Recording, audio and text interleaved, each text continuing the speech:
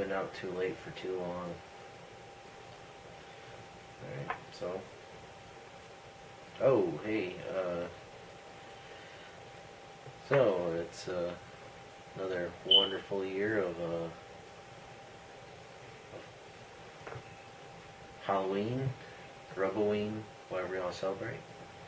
And I've been going through my books. I've actually found one of my favorites, H.P. Lovecraft. I've been really excited to share this with you. There's actually been a few movies where they've based them off of these stories. Well, mostly horror movies, but still pretty good. So the only real tough decision is deciding which one of these to read from. Yeah, that's what we're doing today. So I noticed there's some shorter stories as to, we'll test the waters a little.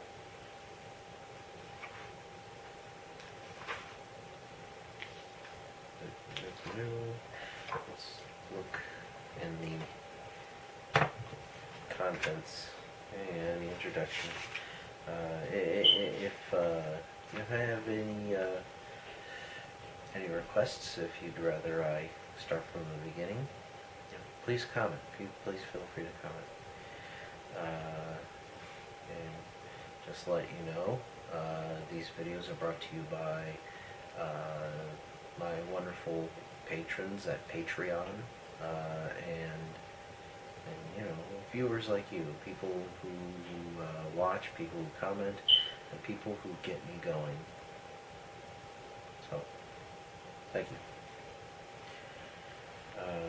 Let's see.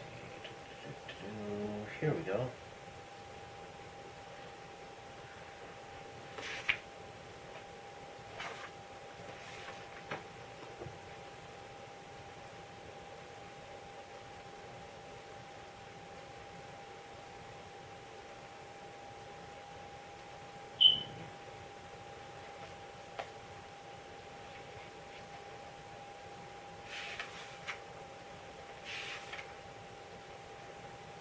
I'll be reading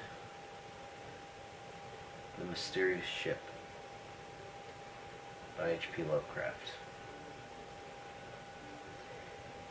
In the spring of 1847, the little village of Ruralville was thrown into a state of excitement by the landing of a strange brig in the harbor.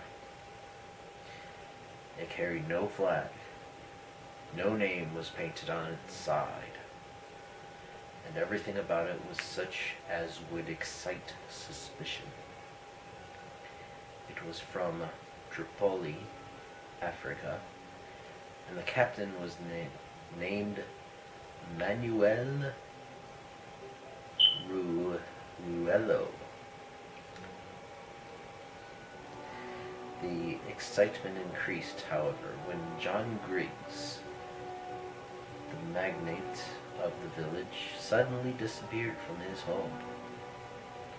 This was the night of October 4th. On October 5th, the brig left. It was 8 bells on the U.S. frigate Constitution when the commander, Farragut,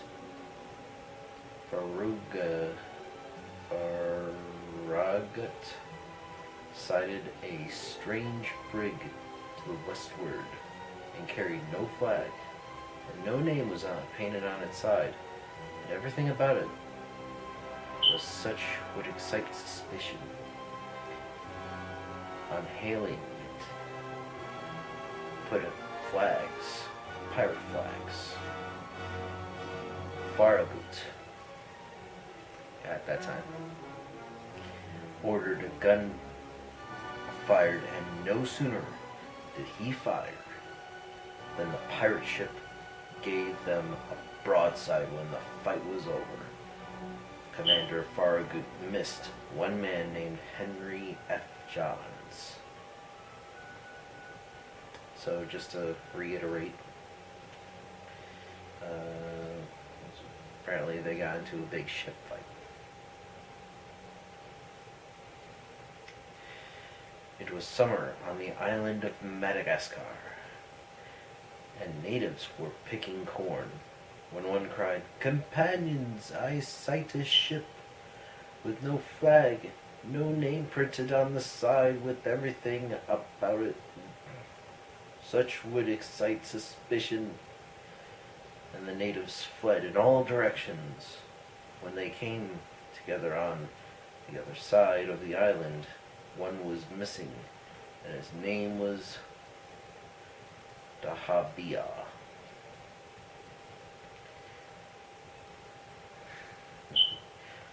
You know, it's real funny.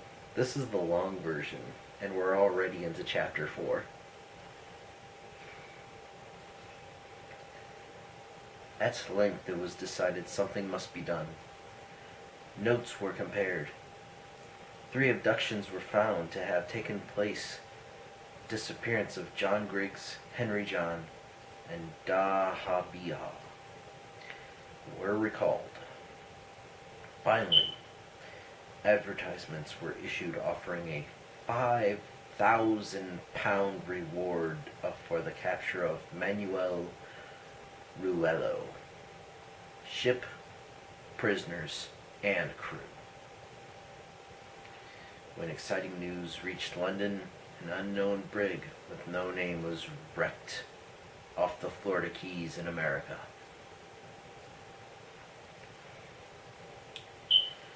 The people hurried to Florida and beheld a steel spindle sharped object lay placidly on the water beside the shattered wreck of the brig. "A submarine boat," shouted one. "Yes," shouted another. "The mystery is cleared," said a wise-looking old man. In the excitement of the fight, they launched the submarine boat and take many as they wish unseen. And "John Brown has disappeared," shouted a voice from the deck. Sure enough, Brown was gone. The finding of the submarine boat and the disappearance of John Brown caused the renewed excitement among the people, and the new discovery was made. In relating this discovery, it is necessary to relate the geographical fact. At the North Pole, there is supposed to exist a vast continent composed of volcanic soil. A portion is open to travelers and explorers, but is barren and unfruitful, and thus absolutely impassable. It is called No Man's Land.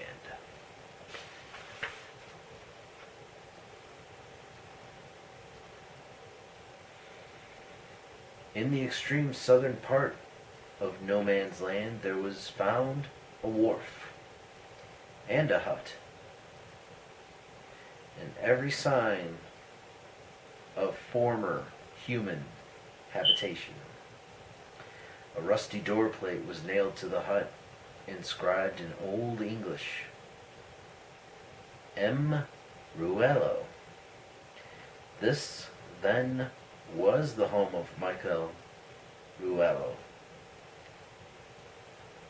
The house brought to light a notebook belonging to John Griggs, the log of the Constitution taken from Henry Johns, and the Madagascar Reaper belonged to Dahabia. When about to leave, they observed a spring on the side of the hut. They pressed it, hole appeared in the side of the hut, which they promptly entered. They were in a subterranean cavern. The beach ran down to the edge of the black, murky sea. On the sea lay a dark oblong object, viz. Another submarine boat which they entered. There bound to the cavern floor lay Griggs, Johns, and Dahabia, all alive and well. What a twist. They, when arriving in London, separated. Griggs returning to Ruralville, Johns to the Constitution, and Dahabia to Madagascar. But the mystery of John Brown still lay unsolved. So they kept strict watch over the port at No Man's Land, hoping the submarine boat would arrive. At length, however, it did arrive, bearing it with John Brown. They fixed upon the 5th of October for attack. They ranged along the shore and formed bodies. Finally, one by one, headed to Manuel Ruelo, the pirates left the boat. They were, to their astonishment, met by a rapid fire.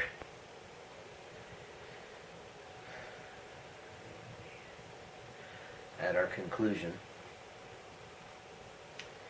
the pirates were at length defeated, and a search was made for Brown.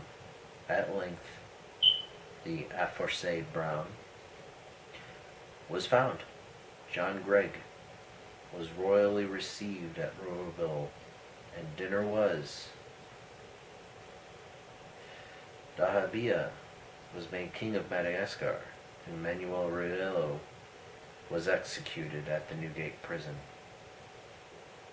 The end. Alright. Well, that was an interesting story. Guy kidnaps a bunch of people and eventually so I'm sure he suffered under the guillotine for that. Well, if you like this, or if you're interested in any other stories, feel free to like, comment, subscribe, and I have a Patreon, and if you really like H.P. Lovecraft, go ahead and check them out. There's really good books. Well, I think that's all I have for tonight. I wish you all a wonderful evening, and we'll see you in the next video.